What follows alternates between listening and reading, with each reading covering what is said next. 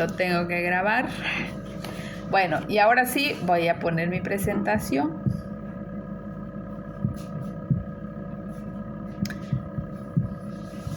Cuando la vean me dicen. Ay, pues, acá no la comparten esta.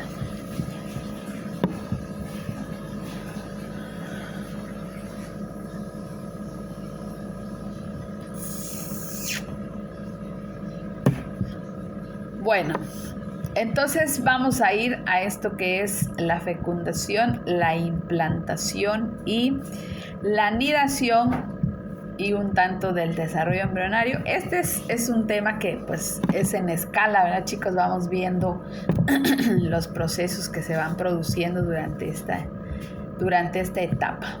Posterior al coito, lógicamente, cuando el óvulo está pues fértil en su etapa de fertilidad en aquel día 14 de la menstruación, del ciclo menstrual, pues es cuando está preparado para ser fecundado, ¿verdad? El proceso de la fecundación, pues entendemos que es cuando el espermatozoide penetra la membrana del óvulo y se unen para dar pie a este nuevo ser que va a ser pues el proceso de desarrollo, ¿verdad? Aquí tenemos definidas las etapas de la fecundación desde el proceso en el que el ovario selecciona pues al óvulo, ¿verdad? Y lo prepara para estar maduro y entonces de esta manera establecer la fecundación. En la parte masculina, pues este proceso, estas etapas comienzan desde el momento de la eyaculación, ¿verdad? Cuando el espermatozoide pues es liberado al canal vaginal para que él se mueva a partir de sus flagelos.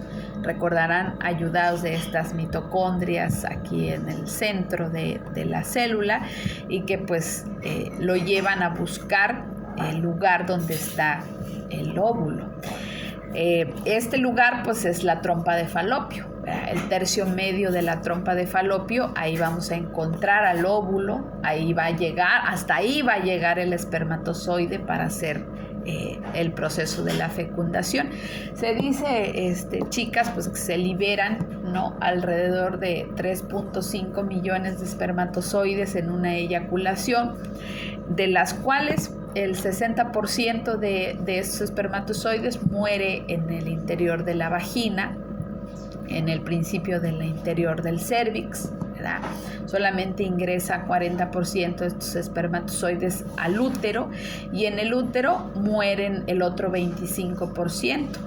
Solo el 15% de los espermatozoides alcanza el tercio medio de la trompa de Falopio desplazándose. Y de ese 15%, pues solamente uno es el que va a tener la posibilidad de ser introducido al óvulo para crear esta fecundación, ¿verdad? Entonces, vemos aquí estas estructuras, ¿no?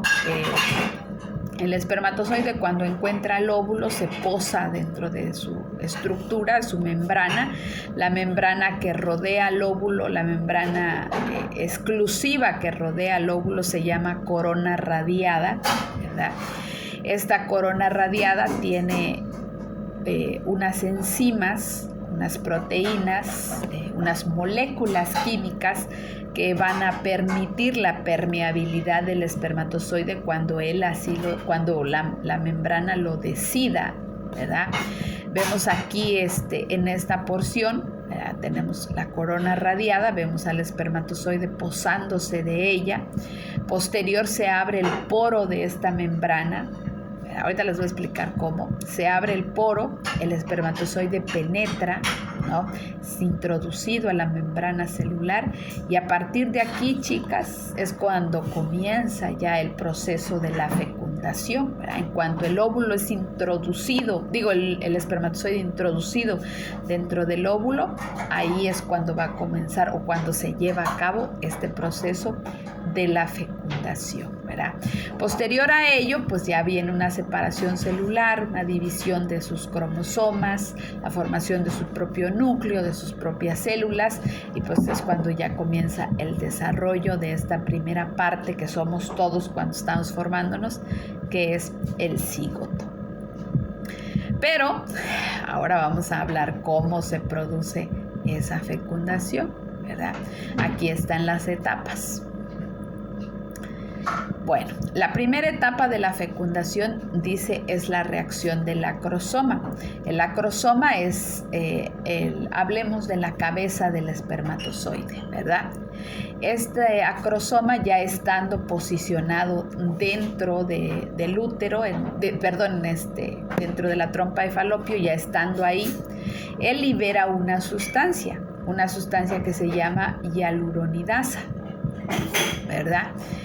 Esa hialuronidasa le permite al espermatozoide estar pegado a la corona radiada del óvulo. Lógicamente le va a permitir atravesarlo, pero eso cuando el óvulo lo reconozca, ¿verdad? Entonces, el acrosoma libera esta enzima, ¿no?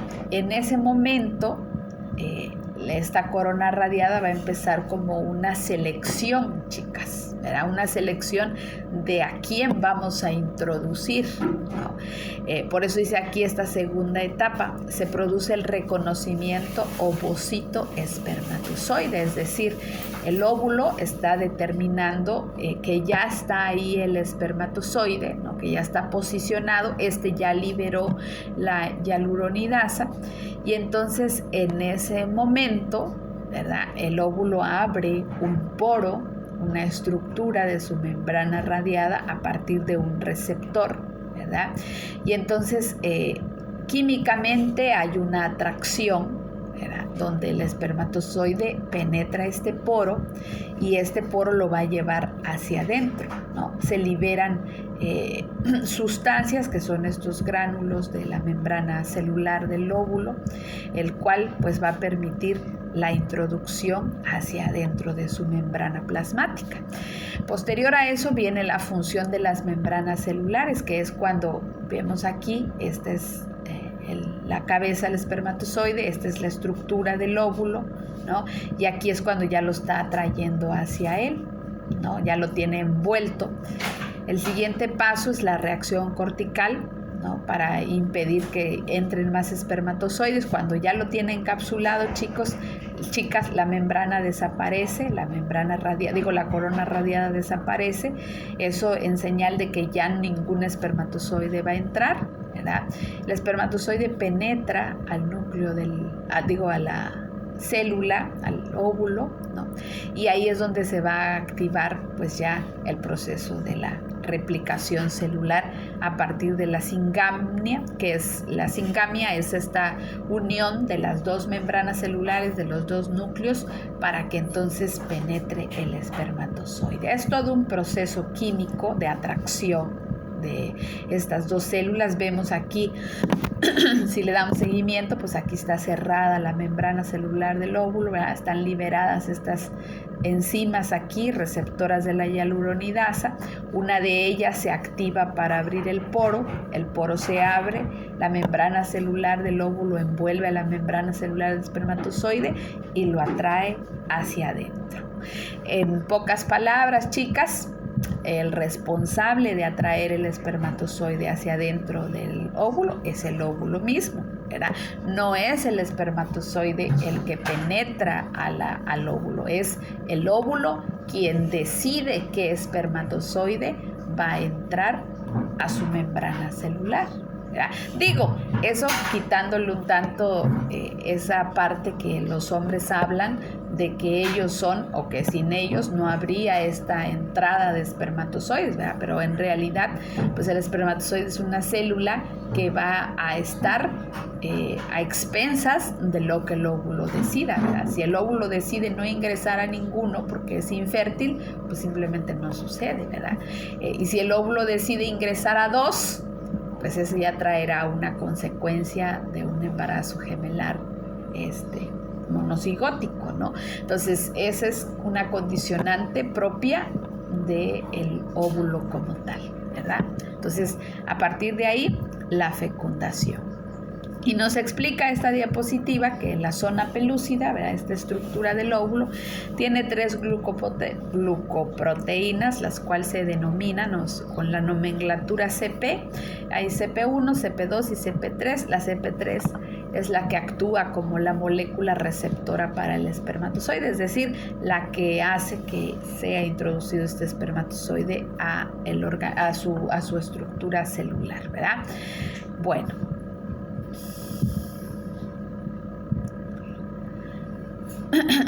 Dice chicas, el contacto de las membranas que provoca la membrana del ovocito con la membrana del espermatozoide, ¿verdad?, hace que se abran los canales de calcio, ¿no?, que es donde entra la célula, el espermatozoide, dentro de la membrana celular del óvulo.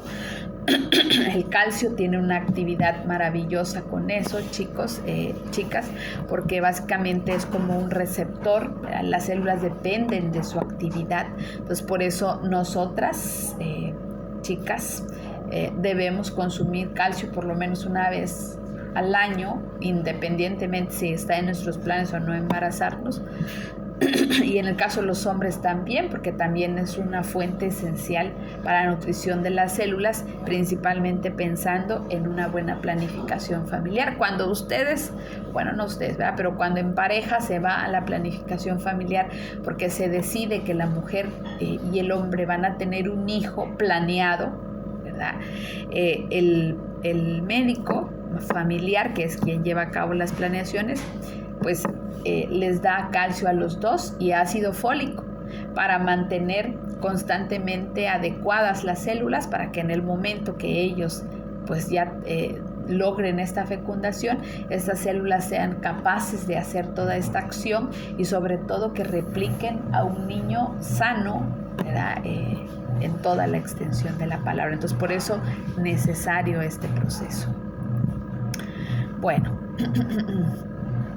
chicas, cuando ya llega el proceso de la fecundación a darse, ¿verdad?, cuando ya se establece aquí el que el espermatozoide penetre dentro del óvulo, va a empezar a suceder un proceso, el cual va a ser la formación de las primeras células del bebé, ¿verdad?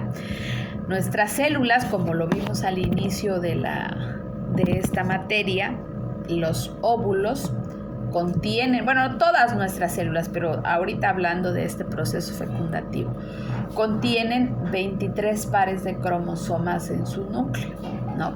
En el caso de nuestras células óvulos, contienen solo la mitad, pero lo determinante es pues la formación o la función de cromosomas que se va a hacer posterior.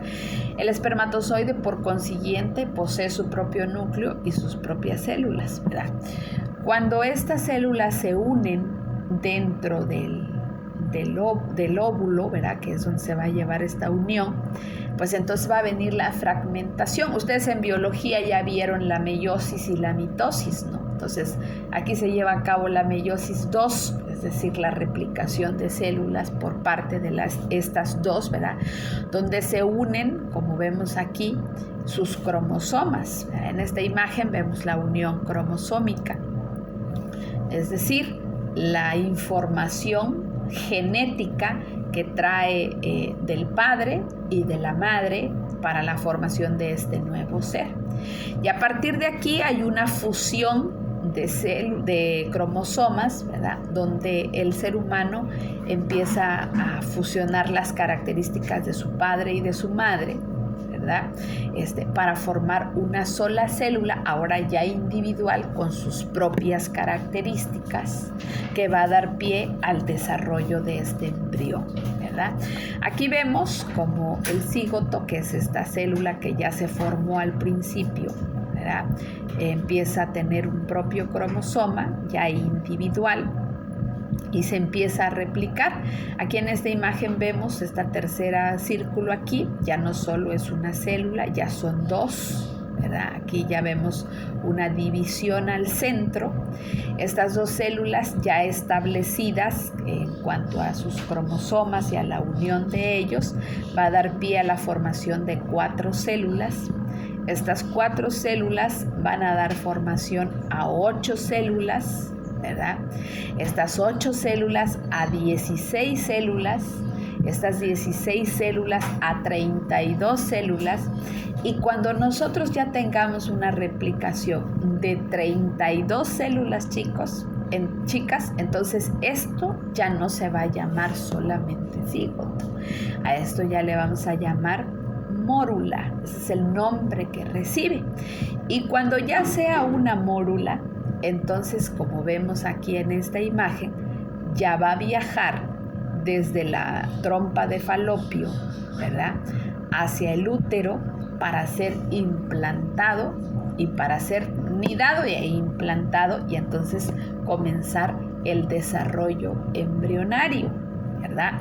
Esta acción, chicas, de la fecundación, de la unión de los cromosomas, de la formación del óvulo, del cigoto, va a durar alrededor de una semana.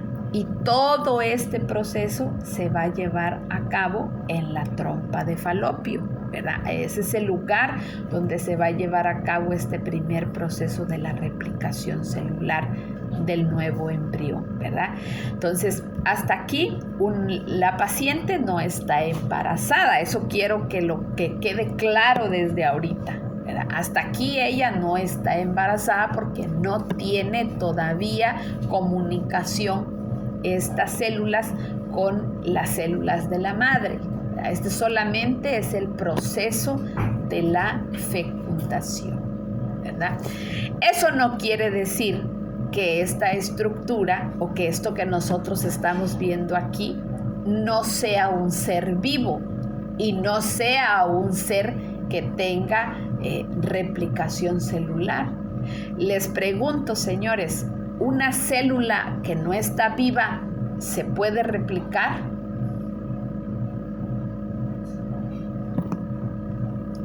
¿Ustedes qué creen? Claro, efectivamente.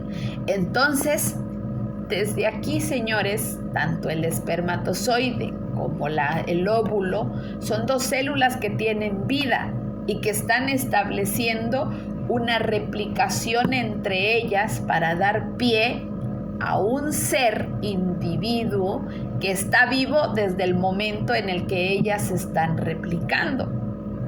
Y que a mí me disculpen mucho las señoritas del pañuelo verde, y las del morado también, pero aquí estamos hablando de un ser vivo, señores, de una persona, porque su lema de ellas es mi cuerpo, mi decisión.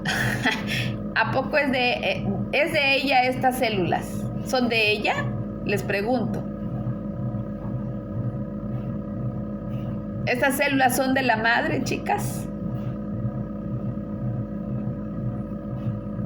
No, porque estas son células individuales. La madre aportó un óvulo, así como el padre aportó su espermatozoide. Pero estas células no son de ella. Su cuerpo es la incubadora, porque ese es el término, ¿verdad? Ahí es donde se está llevando a cabo o donde se le está dando el permiso a estas células de replicarse. Pero ningún mi cuerpo, mi decisión. Esta es una célula individual que contiene, sí, la mitad de la información genética de su madre, pero eso no quiere decir que sea de su madre, ¿verdad? Este es un individuo, una estructura independiente de la estructura de su madre, que la está teniendo a ella como una cabina donde replicarse, pero esa es otra historia. Entonces, básicamente, esta es la parte, desde aquí, esta célula al replicarse de 1 a 2, de 2 a 4, de 4 a 8, de 8 a 16, de 16 a 32, ya es una célula o un conjunto de células vivas. Y como ustedes le quieran llamar, pero si alguien atenta contra esta estructura, está cometiendo un asesinato, ¿verdad? Cosa que hoy opacan con muchas otras cuestiones. Yo a veces no entiendo cómo es que defienden a los perros, defienden a los gatos, ay, que el maltrato animal y que los van a meter a la cárcel y que no sé qué, pero sí pueden acabar con la replicación humana. Entonces, ¿qué tipo de seres humanos somos, chicos? Yo ahí sí ya no entiendo, pero bueno, cada quien sus costumbres y sus ideas. Seguimos entonces, chicas. Entonces, este es un mismo proceso. Bueno, aquí es a donde quería llegar, ¿verdad? Esta es una imagen ya más precisa. Esta es cuando se hace inseminación in vitro, que se tienen estas imágenes de cómo miramos, ¿no? Es un barrido electrónico, una imagen de barrido electrónico, de un microscopio electrónico, donde vemos cómo se va separando la célula, ¿verdad? Cómo va dividiéndose aquí en 2, aquí ya en 4, y aquí mismo comienza la replicación para las 8 células. Aquí ya más replicadas, ¿verdad? A las 16 para poder empezar a dar aquella mórula, ¿no? Aquí ya llega la replicación de las 32 células. Cuando ya tenemos esta estructura y ya se llama mórula, ¿verdad? Entonces ahora va a venir el siguiente proceso después de la fecundación,